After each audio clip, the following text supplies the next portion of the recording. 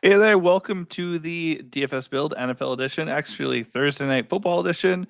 I'm Kevin Roberts, getting ready to go over the Week 10 Thursday Night Football Showdown slate at DraftKings with the Bengals and Ravens facing off. Huge game for the Bengals. They can get back to 500 after a very slow start. They've been rallying back. Very impressive to see. I mean, offensively, the Bengals have been great all year. Defensively, they've been terrible. But here they are on the road against the Ravens on a short week with a chance to get back to 500. Meanwhile, the Ravens can get to 6-3 and share the tie up top with the Pittsburgh Steelers in the AFC North. So those are the ramifications of the game itself. The Ravens are 6-point home favorites. This game has a very big total, 53 points.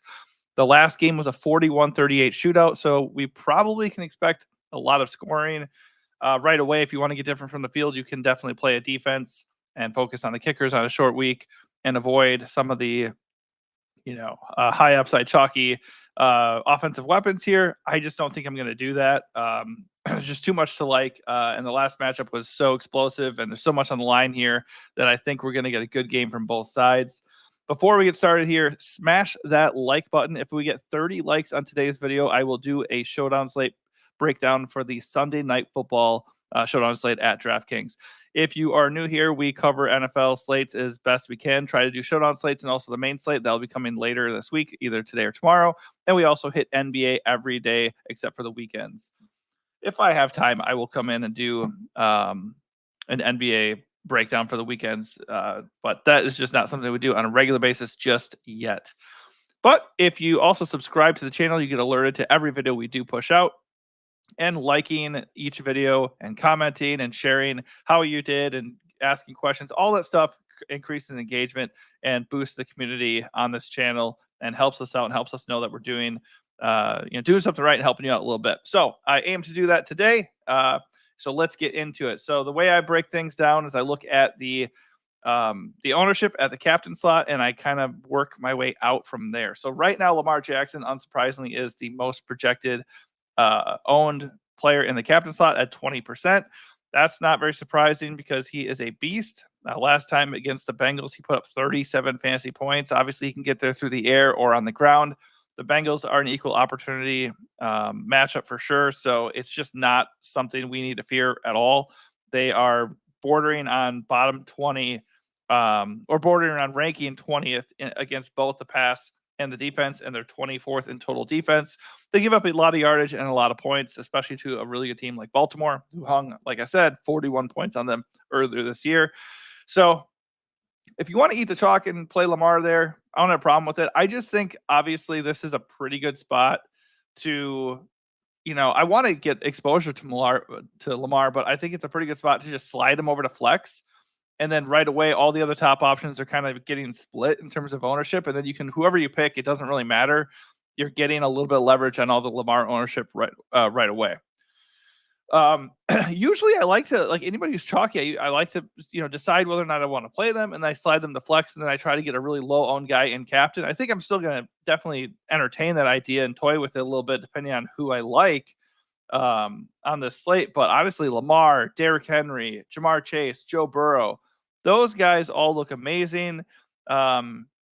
Even Chase Brown, I'm a little surprised that he's sharing the same exact ownership as Henry, Chase, and Burrow. I would rank him the lowest of that, what's the 5-pack of players, which is, not something I feel super comfortable doing just because Zach Moss is on injured reserve. So Chase Brown has his backfield all to himself, and he went off last game with 29 fantasy points. He's had 11 plus fantasy points in 5 of his last 6 games. But the thing is, the Ravens, they're pretty good against the ground. Number 1 against fantasy running backs right now, if you look at DK scoring. And they're dead last against the pass. So the way to attack Baltimore is through the air. So Chase Brown is a fine play in terms of role. But if he's going to be chalking the captain, I will go away from him gladly. If I stumble onto him in flex, nothing wrong with that because the role and he's a really good athletic player, really fast and explosive. So I don't have a problem with him. I'm not going to eat a chalky Chase Brown on the slate. I'm probably going to divide my ownership up between the rest of these guys: Lamar, Henry, Chase, and Burrow. My favorite of that pack right now is going to be Chase, just because the price and the presence of these other guys is apparently going to keep his ownership kind of curbed here. And then second is going to be Joe Burrow. This is just a bigger game for Cincinnati. It's a really good matchup for the Bengals on paper. And if a lot of the ownership is going to be flocking to Lamar, and then the trickle down ownership is going to go to the likes of Henry and Brown, I love the Burrow Chase stack. I mean, we know Chase has monster upside, 19 fantasy points per game. He's a little bit quiet last week. It's only 11 fantasy points, but he's still 11 targets. T. Higgins is doubtful for this game. So there's just no real reason to expect a bad game out of Chase here. And the last time he played the Ravens, he had 44 fantasy points. So if there's any chance that Chase is going to go a little bit overlooked in the captain, yeah, you better believe I want him in the captain slot. The only issue is going to be, who do we fade up top? Do we fade Lamar? I don't think so. Do we fade Derrick Henry? I think that might be something I consider where I'm underweight on Henry for sure. Just because obviously if Lamar is going to get there, then there's a decent chance that Henry doesn't have a ceiling game. I mean, Henry's going to get his. Like, the Bengals are a good matchup. Last time against the Bengals, he had 16 fantasy points. He's had 28 plus fantasy points in 3 of his last 4 games. So all you need to do is hope that Henry doesn't go for a monster rushing yardage game and he doesn't score multiple touchdowns. I think that's a fair hope on this slate, just because Lamar has such a good matchup himself. So that's probably the angle I'll be playing in the majority of my lineups. And by majority, I mean like 60-40. I still want a lot of exposure to Derrick Henry. He's still a great play.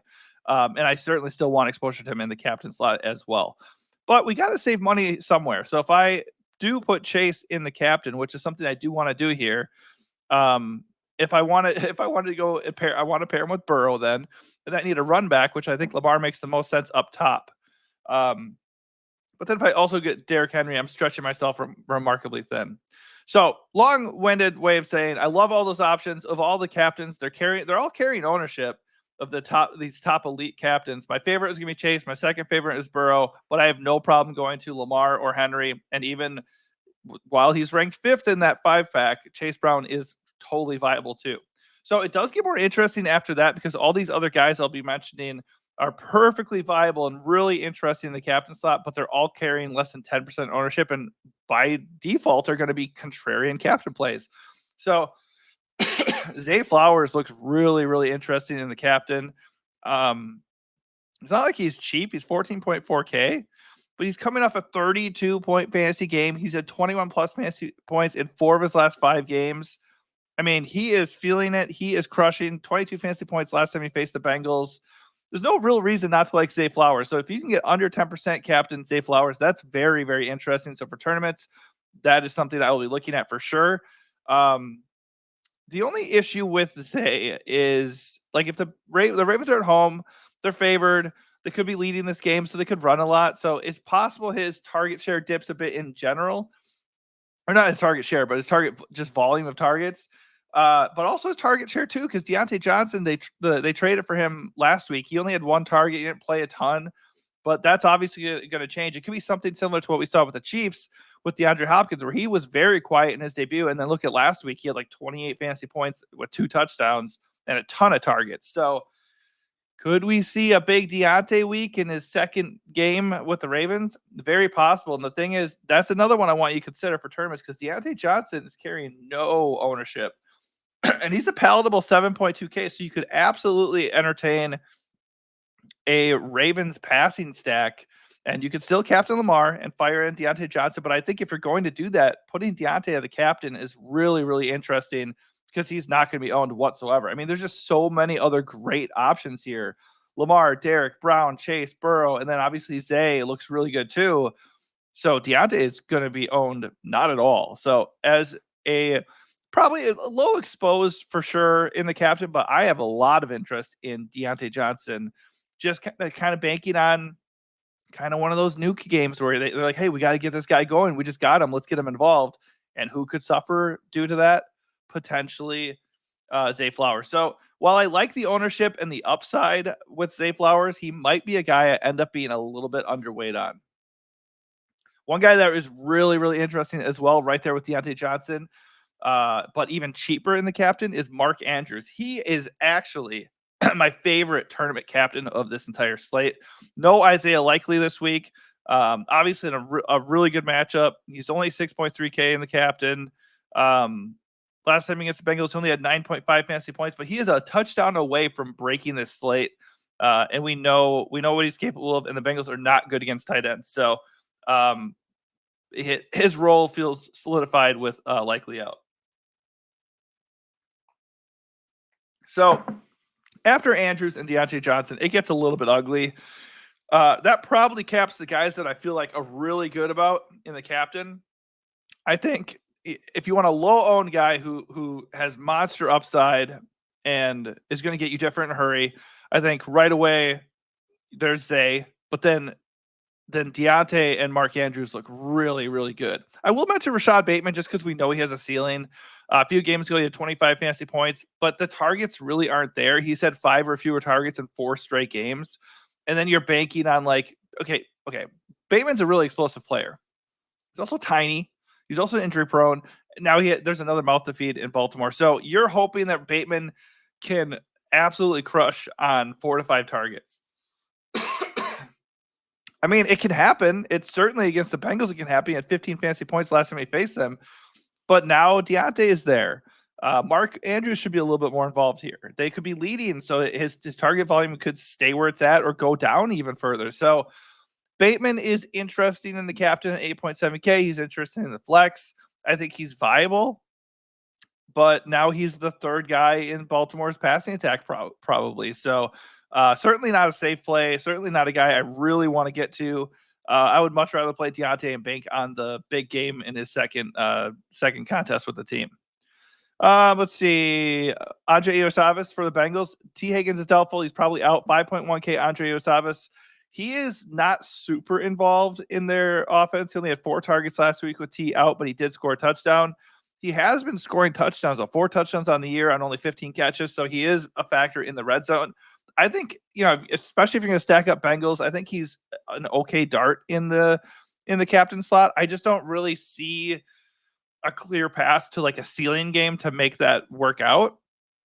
But he is viable there. If you want to take a bunch of shots, stack up the flex option with as many elite guys as you can, 5.1K for Andre Iosavis will allow you to do that. You're just gonna have to find the right 1 or 2 punts in the last 2 slots to make it work. Nelson Aguilar is obviously just a shot in the dark at 4.5K. Obviously cheaper in the flex, so he's a little bit more viable there on a showdown slate. But now he's wide receiver 4 on this team. It doesn't look good. A couple other punts I will mention. Jermaine Burton. He was inactive last week, which allowed $200 Kendrick Pryor to be elevated from the practice squad.